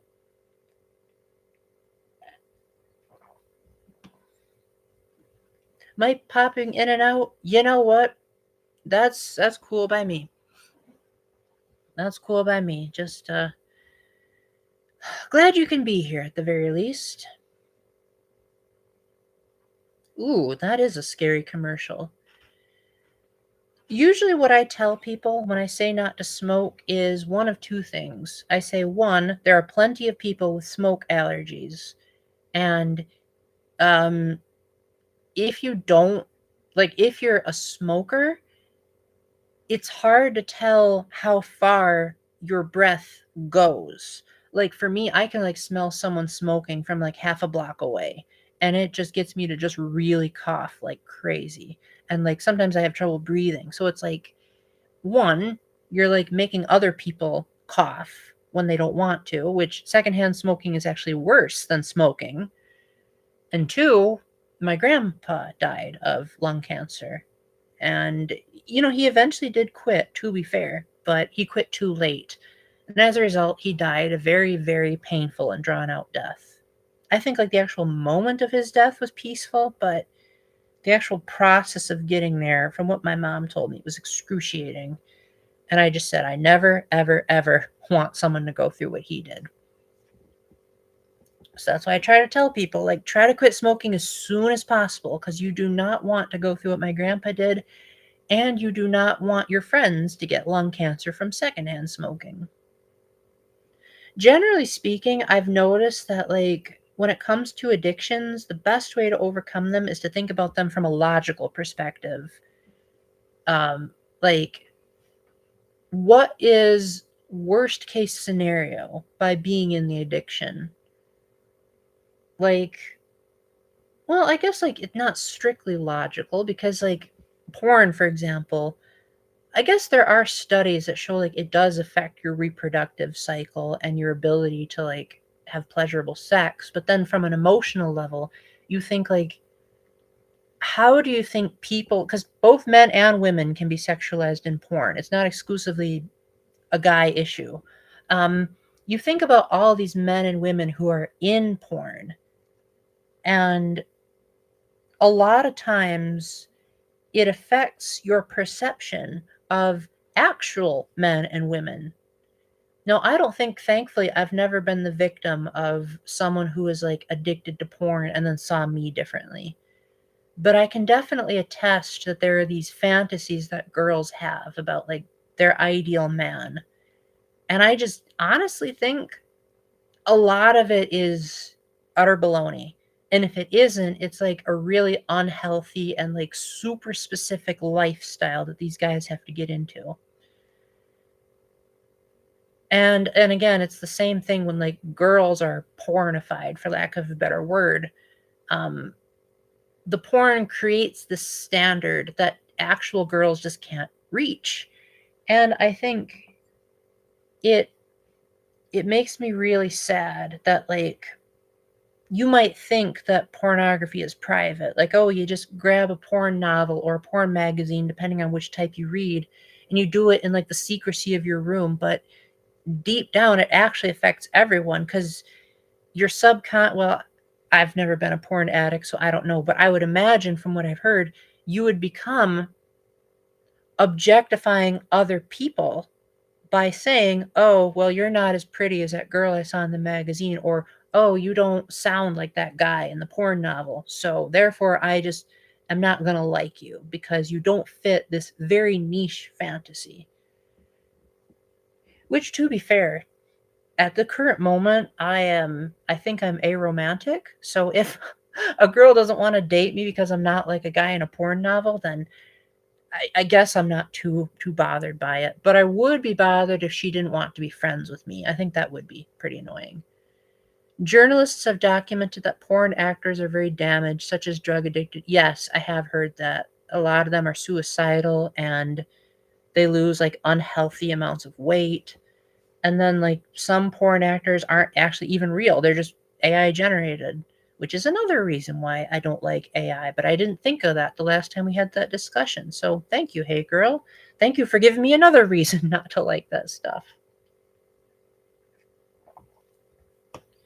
But I know I used to think when I was a teenager that I had like the perfect body type. I thought that I was like I didn't want anyone to date me, but I thought to myself, like, I bet I'm the type of person that girls would flock toward. And that's unfortunate. And then once I became an adult and I started talking to women that were chasing the biological clock before it expired, their words, not mine, I started to realize that I actually don't have the ideal body type, which I was so shocked by. I was like, "Are you kidding me? What guy doesn't want to be this thin and have this kind of body type?" And they say, "Oh no, girls actually don't like it when guys are too thin. They actually want guys to be way more built and way more heavy set." And I was like, "Say what? I've never heard that before." So that goes to show you how sheltered I am. Yeah, no, you like girls will say like, "Yeah, no, Paul, you're just way too much of a toothpick." And that's definitely not what guys like. So there's a part of me that finds it funny how like I hate looking at pictures of myself when I was in high school, but I've since gotten closer to the ideal since I've been working out more. But yet, I haven't had a girl hitting on me since I started working out. So it probably is just either a double standard or just a very niche population that I just don't have interest in hanging out with. Because I tend to be drawn toward minorities, I guess. Like, For those of you that like Myers-Briggs, I tend to be drawn to girls that are INFJs, for example, and they're supposedly the rarest type. For those of you that aren't into Myers-Briggs, I tend to be attracted to girls that are conventionally unattractive, and this goes for both personality and looks. Like both of my previous girlfriends were both overweight, very like even short, even by girl standards. Like I think I dated a girl that was like 4'11", another girl that was 5'2", and I think like the average American woman is 5'3", so like even shorter than a typical girl. I think one of my girlfriends was like just this very, very like hyper emotional person. And she also was a bit quirky, like definitely not the type of person that would be at the center of attention at most parties, put it that way. You only know about ISTJs, INTJs, ENTJs, and ESTJs. Ooh, where do I even begin with emotional types? So, one thing off the bat that I have to get out right now is that the types that have thinking and feeling in the middle are going to be relatively well balanced when it comes to how much they are logical versus emotional. Like, I think people just have this assumption that, like, if you're a feeling type, you're just more emotional or you're not smart. And that's just not true. Like, I would say that INFJs are quite a bit more logical and smart than I am because they have introverted thinking. Even though it's in the tertiary, it's right next to their extroverted feeling, which means that they're going to be just as wanting harmony and empathizing as they are going to be wanting logical consistency and figuring out why things are the way that they are. So that's why I don't like using the letters a whole lot, because like you get like, say, I don't know, I'm just going to throw one out there, an ESFJ. People who only are into the letters are just going to say, oh, it's an F, so therefore this person's emotional. It's just like, eh, eh. It's more so they think about the emotions of other people than their own because they're FJs, so they're extroverted feelers. Your INFP and your husband is ENTP. Oh my goodness, that sounds, oof. That, I can see the pros and cons of that. And I definitely don't want to start a gossip channel about him. But off the top of my head, I could see ENTPs and INFPs really liking to bounce ideas off of each other. But I could also potentially see ENTPs having a hard time struggling with this idea that INFPs are all about identity and authenticity when ENTPs like to fit the crowd. So a lot of times they don't even know what they identify as. They're just like, I am just whatever the crowd is. So if everyone is nice, then I'm going to be nice. And if everyone is mean, then I'm going to be mean. Because their extroverted feeling is, their introverted feeling is in the blind spot. So they have next to no awareness of what they genuinely feel is right or true to themselves, which is why they're called maskers, because you don't know what they really are because they just build off of everyone else. Your NE comedy is a lot of fun. That's neat. That's another, not saying what you're saying is off, Susie, but in general, there's also this misconception that all thinking types are smart and all feeling types are dumb. Honestly, some of the stupidest people that I've ever met are INTPs, and you would think that wouldn't be the case because they have introverted thinking in the dominant. But that's the thing. It's introverted thinking, meaning it's subjective because introverted is internal. It makes sense to them, but it might not make sense to everyone else. So as a result, I might be like, you're believing what I consider complete baloney. But they're claiming that you have to believe it because that's the thing about IP types, is they generally think if I believe it, everyone else has to believe it as well. So they come across as lecturers that make me want to zone out because I'm like, I'm just not catching why you think this is logical. It doesn't make sense to me because My logical framework is based on facts. So I want to see your charts. I want to see your statistics, and you're not giving me anything. You're just saying, well, if I explain it in this way, then only those who are logically stupid shouldn't understand this. But no, I think INTPs can be stupid if they believe, like, say, truth is relative, for example. But I also think feeling types can be very smart. Like, most INFJs that I know are um, really, really logical, and they beat even me out. I wouldn't even say I'm that logical by thinking type standards. I would actually say I'm more practical than I am logical. And that's why a lot of people think I'm a feeling type. But in actuality, it's just when introverted feeling is in the tertiary, it's, pretty strong emotions and values. Just it's usually downplayed. Like when I'm sad, you're typically not going to see the full range of emotions unless someone literally says, Paul, I give you permission to holler. Which I know, I'm weird. And when you try to get the TI leads to give you the TE, sometimes it's a struggle. Yeah, because ENTPs would have a extroverted thinking critic. So it means that, like, sometimes they'll, like, take the sources that you give them and then tell you why the source doesn't make sense. So they'll say, like, okay, if you're the type that wants your empirical data, let me show you why that empirical data is wrong. But then you get people like me where I have introverted thinking critic. So when I'm hearing their subjective logic, I'm coming around and saying, well, you're just making that stuff up. That's a bunch of baloney. Where are the facts? But then they just say, oh, well, you're just regurgitating facts. Where's the logic? So it's a never-ending cycle of both of us calling each other stupid and none of us getting anywhere. But thankfully, when we're not, like, arguing about something, um, I have a love-hate relationship with ENTPs. They talk too much, and they tend to be like, they say that they're open-minded, but they're really not. They're actually very stubborn. And they're also very forgetful. Like, I would say that they're very unreliable. Like, if you want something done, do not ask an ENTP to do it. But what I do like about them is when their empathy shines, it's, like, really empathetic. Like, I think I've told you this story before where one time I was really upset, and an ENTP friend of mine noticed that. So he started playing really peaceful music, and he lit some candles. And then he said, Paul, I can tell that you're going through a rough time. So I want you to feel like this is a safe space where you can just, like, talk about it and not have any feelings of judgmentalism.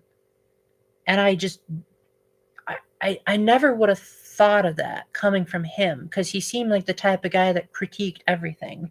Like, he'd lose in a board game and he'd critique the way that we beat him, saying, like, oh, well, you guys weren't supposed to play that way. And it's just like, now you care about the rules when it's convenient for you? Like, okay, go ahead and be a hypocrite. But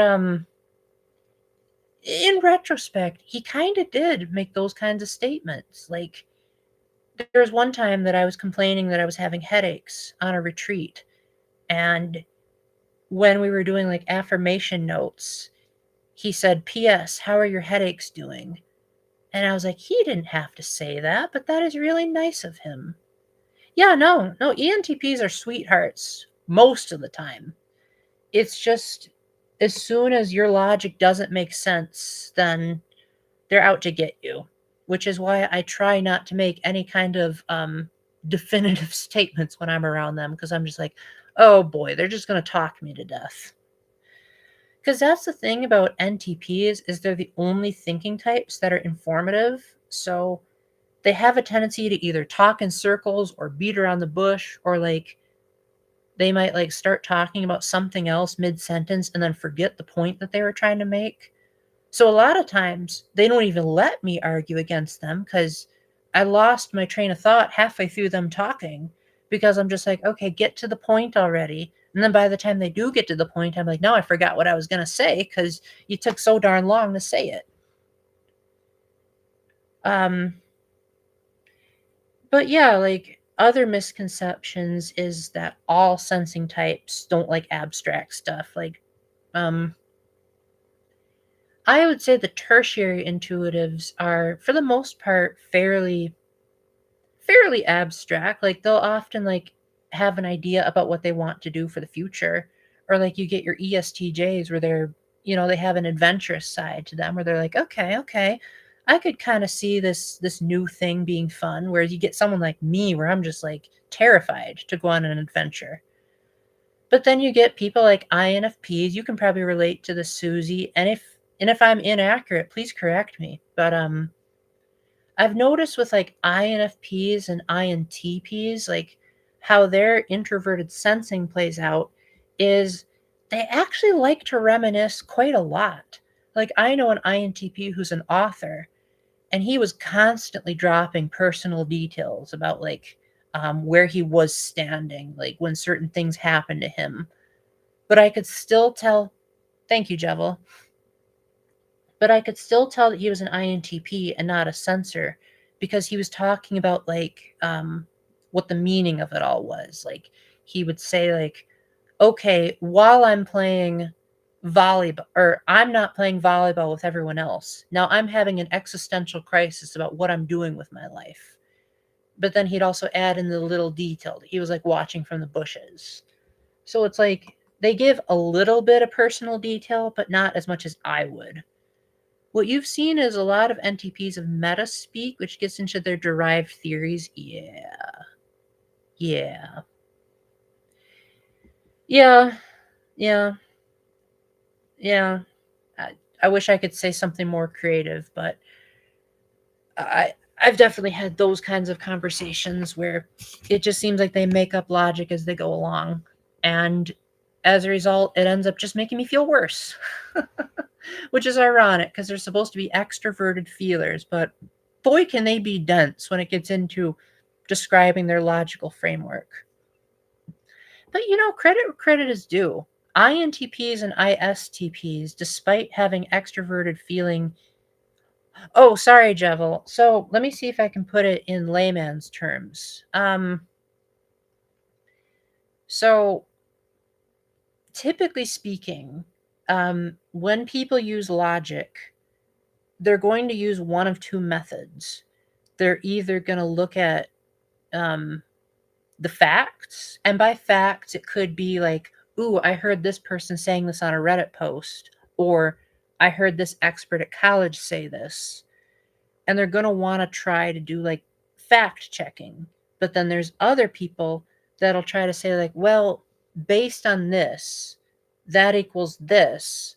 So therefore, it must be true. So they have more of an internal piecing it together type of process. And every person has a different like intensity for how they do that. Like some people who are really good at this introverted thinking might not even believe in reality itself because they might say, well, reality doesn't make sense to me. But then you got the ones really low down where they might just say, like, yeah, I don't care about logic. I just care about people's feelings. So, like, and that goes for a lot of other things about psychology. So, for example, there's usually two types of people when it comes to how they experience emotions. There's the types that they think about personal authenticity and like what feels right to them personally. You'd probably get a lot of Catholics thinking that they're introverted feelers because they say, like, well, it's what the church teaches. So there's the extroverted thinking that I just talked about, the wanting the facts. And then you got the other type, which is the more like, I want to look at what everyone else is feeling and then try to make it so that we can all come to some kind of harmony. That's called extroverted feeling. So usually, whenever you have one, you'll also have the other. So, like, if you're all about personal authenticity and like what feels right to you, the type of logic you're going to use is I want the facts. Give me the empirical data. Give me like what other people are thinking. You're not going to have someone who both has an inner logical framework and also wants to be true to themselves. Because people with an inner logical framework are going to say, well, what's the point to being authentic? That doesn't make logical sense.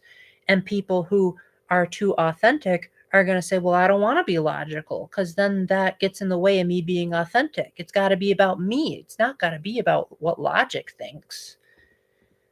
So as a result, it leads to this idea that no one is 100% introverted or extroverted.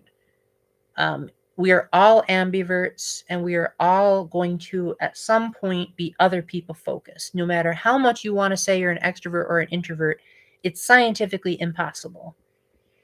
Because, again, we'll take the more perceiving parts of the brain. Like, if you have, like, there's two types of people when it comes to how they observe the concrete world. There's people that look for familiarity. Like, they say, oh, when I see that chair was in a different position than it was yesterday. And that chair also reminds me of this in the past. But then you get the other side of the spectrum where it's like, okay, I'm seeing that chair and I'm ascertaining how comfortable it is in the moment. But then, conversely, those people are going to have the opposite type of intuition.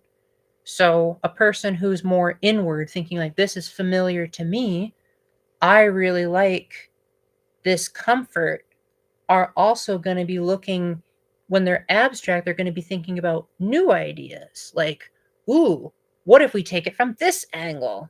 But then the people, conversely, who are like in the moment with their reality, are going to say, let's look deeper at this and let's try to extrapolate the ultimate meaning behind all of this, which for my personality type is my lowest function. So even just explaining it to you guys is a real pain. Susie could probably explain it a lot better because her type uses it in what's called the critic. And again, long story short, the critic function means that's what you tend to like tell everyone, like, you're wrong and you're an idiot for thinking like that. So, like, my type, for example, critiques other people's logic. It says, don't be making stuff up on me. Give me the facts. Give me something that's verifiable. Don't just spout out stuff just because it makes sense to you. So Susie's type, if I'm understanding correctly, would go something like, oh, those goals are stupid. Why are you so single-minded? You should be opening your mind to new ideas and new horizons. You should explore all that the universe has to offer. Like, they don't like to just focus on one thing. Someone who has, like, say, extroverted sensing critic might say, like, oh, why are your clothes not coordinated? Why do you look so ugly? So, like, you know what your critic is when you look for what is it that you're berating people about. And that's typically how you determine what type you are. You nail down what position you are in, and then there's only two possibilities. So, for example, if you're the type of person that is trying to tell people, hey, you need to be faster, you're such a slowpoke, hurry it up, give me the facts, like me, you're only one of two types, either the ISTJ or the INTJ. And that's it. And it's really that simple to determine someone's personality. But people are so bad at typology that they tend to notice different patterns. And that's why it's really hard to explain typology, because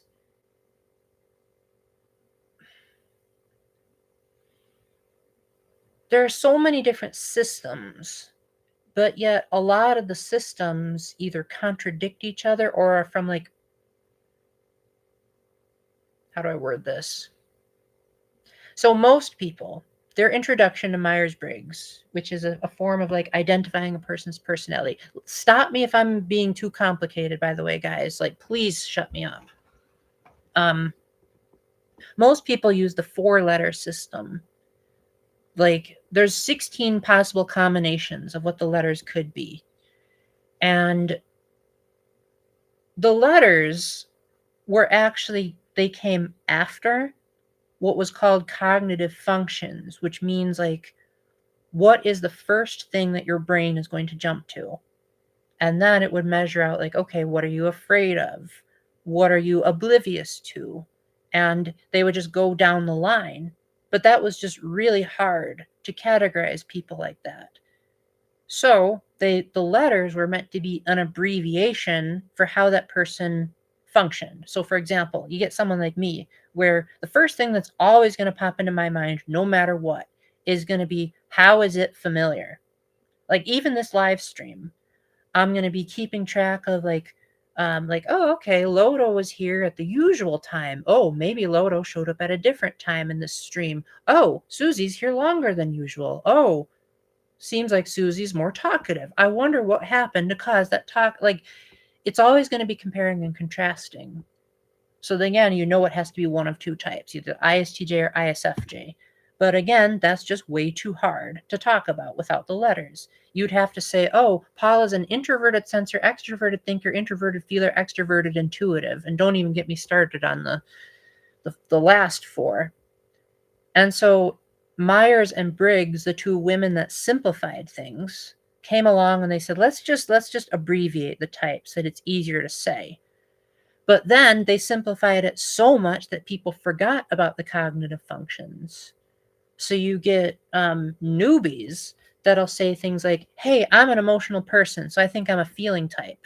And it's like, no, I think it's actually that you have your level of emotional intelligence is at this position. I'm trying to put it in newbie terms because I have studied like some of the most advanced typology you can get.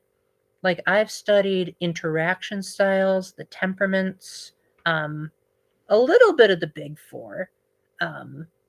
I've studied different types of intelligence, but trying to put it in a way that's both understandable, but not that's going to get you to erroneous conclusions.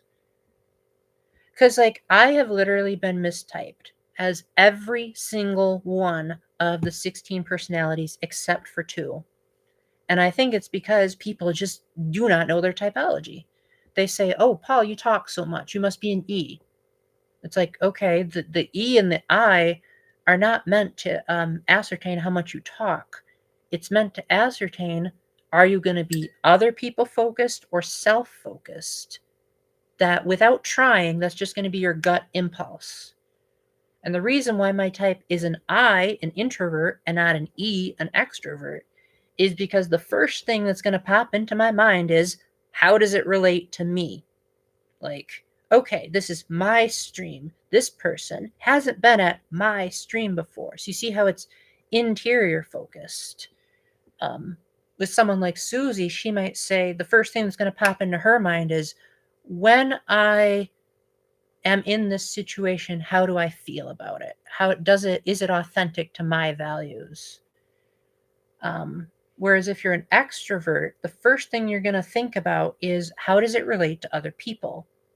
So if you're, say, an ENFJ, you're going to think, how can I make as many people as possible come to the same viewpoint? So you see how there weren't really any I, me statements in there? And that goes for like all of the introverted and extroverted functions, is everyone has 2 introverted, 2 extroverted. Because again, there's no such thing as an ambivert. Or everyone is an ambivert, I should say. So yes, you're right. You have to start with the cognitive functions. Otherwise, you're toast in the typology world. You're going to mistype everyone like heck. Because again, people assume that extroverts talk a lot and introverts are shy. But in reality, that is not even in the thesaurus. Extroverts are just going to be basing their reasoning and their gut impulse for what they think about off of other people. Introverts are going to think about themselves and how they relate everything to everything else. And a lot of times the pronouns, not gender pronouns, like personal pronouns, are going to be what gives it away. So for example, when I talk about the past, I'm going to use a lot of I, me statements, like, oh, when I went to Comic-Con, there was a white noise machine above me that made it really easy to not have everyone be talking so loudly. And I got to meet Todd Habercorn and Steve Burns and Allison Court. And I thought that Todd Habercorn's hair was. So you see how there's a lot of eyes in there. But then you get someone who's an extroverted sensor, and they're going to focus more on what other people are doing. So I have friends of mine that are more of the like other people focused, that'll say like what the Comic Con had a bunch of really nice artists, and a lot of what they had to draw was really pretty. And it was great to see so many people come together and dress in really cool cosplays. And the artistry on display was just wonderful. You see how that was more of like outside of the self? It was like it was complimenting the other people. And again, just because you're an extrovert doesn't necessarily mean you're going to be nice. Like, there are plenty of people who are extroverts that can be really mean. Like, I know ENTJs get a bad reputation for being really mean, but it's just because their dominant function is all about taking in information from other sources, and that's the first thing that they're going to do is what is the most factual thing that I'm seeing here when I'm reading this book? Is this information the truth? But that gives them this persona that they're rude and mean to people, because if it's the truth, why not just say it? All right, I think that's about all I'm going to get out of this audience for now, because I could say so much more, but that's just going to confuse you guys. So, Susie, you said you liked it, and I really appreciate hearing that. But assuming I didn't scare anyone off, do you guys feel like you at least learned anything from that cognition for dummies, is what I call it?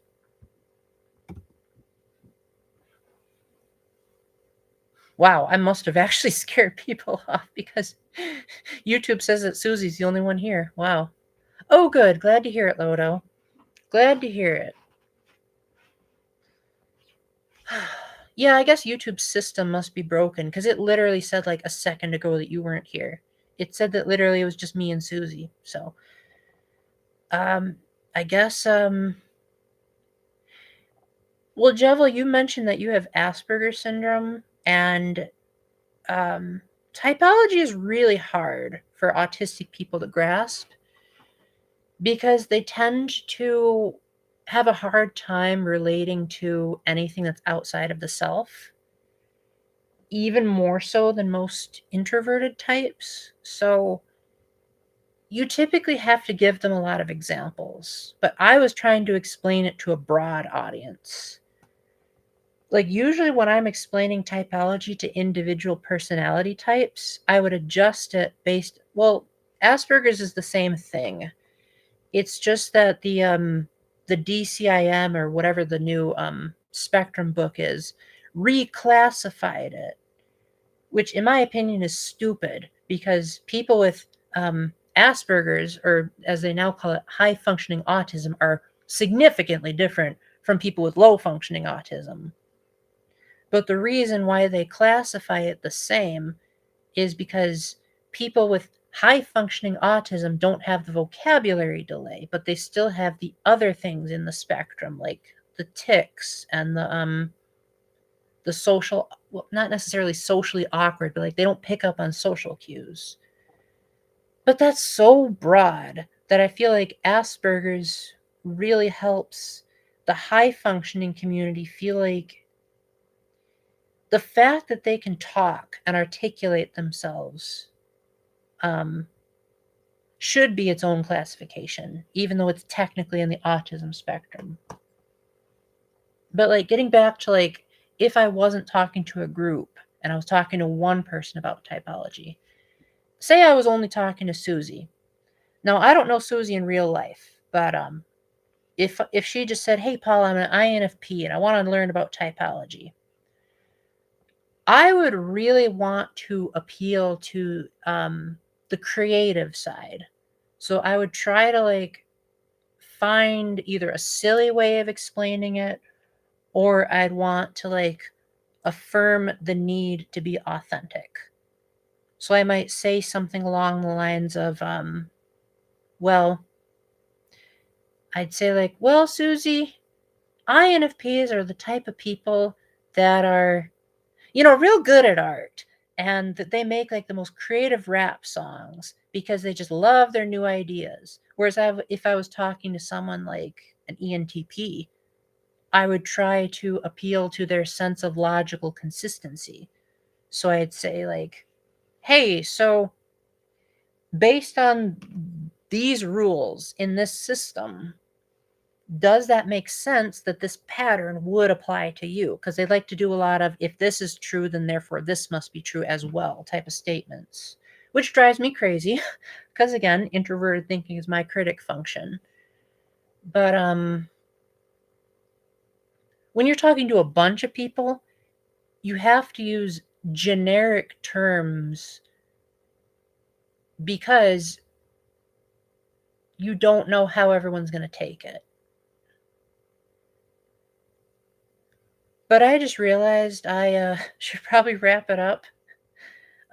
It's almost dinner time where I'm at. I know my water's not technically done, but I probably should get some food in my belly. So let me just thank everyone for coming. Thank you, Jevel. Thank you, Susie. Thank you, Lodo. I know. Oh, hey, girl. Thank you, hey, girl. Thank you, Noah. Colin was here earlier, so thank you, Colin. Let's see here. Pretty sure that's everyone. Man, I'm really starting to get the regulars to come in at just the right times. So I think this time of day streaming is a good one. Yep, we got everyone. Yes, you too, Susie. Yep, have a good one, Lodo. I'll be sure you guys stay tuned to my channel in the next couple of days. I will be uploading all my Comic-Con pictures and my thoughts on the convention. And if you're impatient, then I also made videos of all of my previous 3 Comic-Cons. So just look up my epic experiences at Comic-Con, Catholic Gaming Nerd. You'll find 3 other videos from all the other years I did. So hope that tides you over in the meantime. Thank you all so much for coming. I had a blast. And remember to keep the faith, stay epic, and God bless. Bye.